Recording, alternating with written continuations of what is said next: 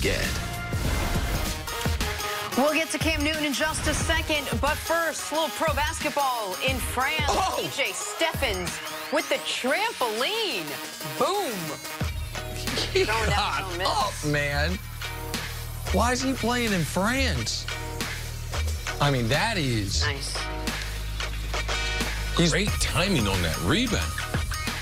I mean, that was elite. Yeah, his face was at the rim. All right, Giants practice now. Daniel Jones dropping a nice dime to Benny Fowler, who manages to keep both feet in bounds. Man, I was out of town during the Danny Dimes phenomenon last week.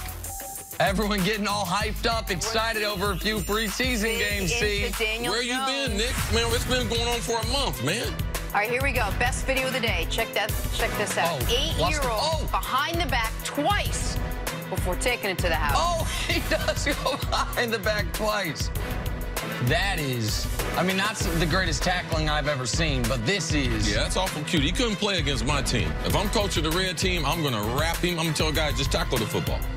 That's not. I used to take my kids out and scout the other team and everything to get them ready. Oh, okay. All right.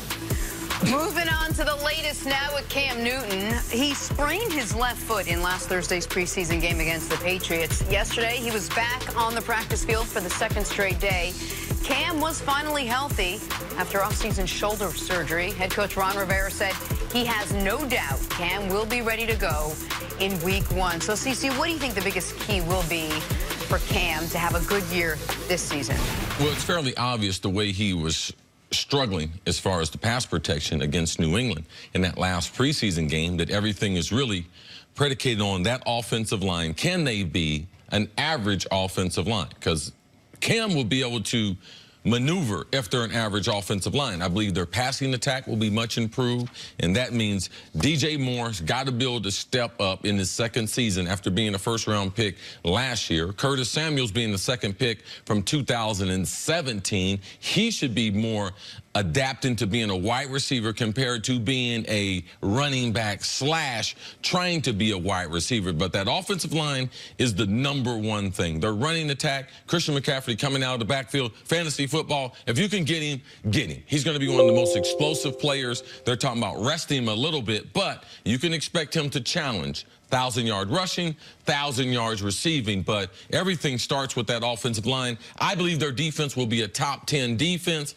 Every time Carolina's good, they win double digits. Their defense is good, but their playmakers on the outside to be able to help Cam, because I believe the throwing motion will help him with his accuracy. And one of the reasons that offensive line performance in that preseason game against the Patriots was so disappointing and so surprising to many was that was supposed to be massively upgraded from last year. Last year, they had lost Darrell Williams to a dislocated kneecap before the season. He's back. They brought in Matt Paradis from Denver. They had their 2 guards back, so the interior of the offensive line was all together except for the center, which switched out for Khalil, who had a down year. You thought the offensive line, and I still think, by the way, the offensive line can be fine. Not a great offensive line, but not what we saw against New England.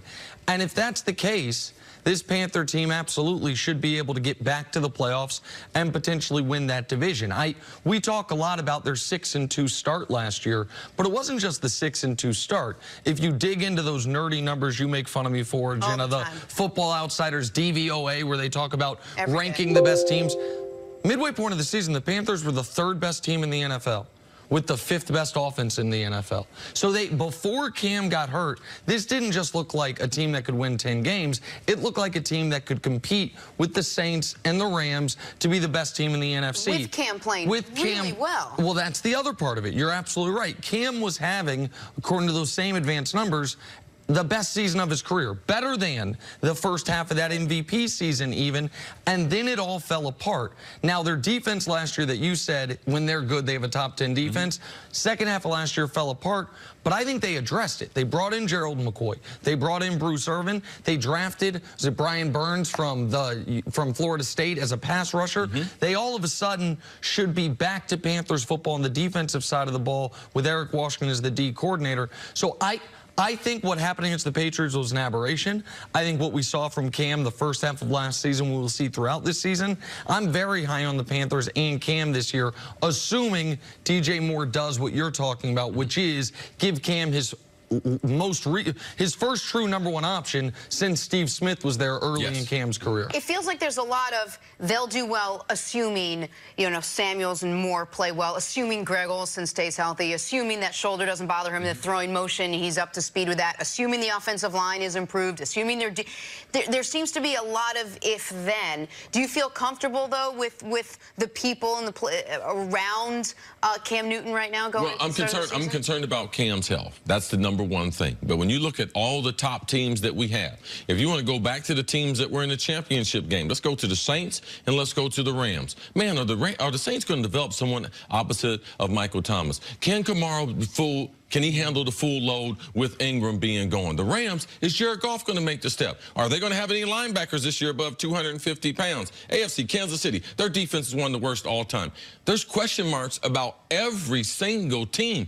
That's the parity that we have in the league. Every team's got warts. Which team's going to be able to cover it up? And their offensive line, Pro Football Focus has them as a top 10 offensive line. If they can perform to that level, you can expect the playmakers to have the types of seasons. But football's a team sport, and that's why you have to connect.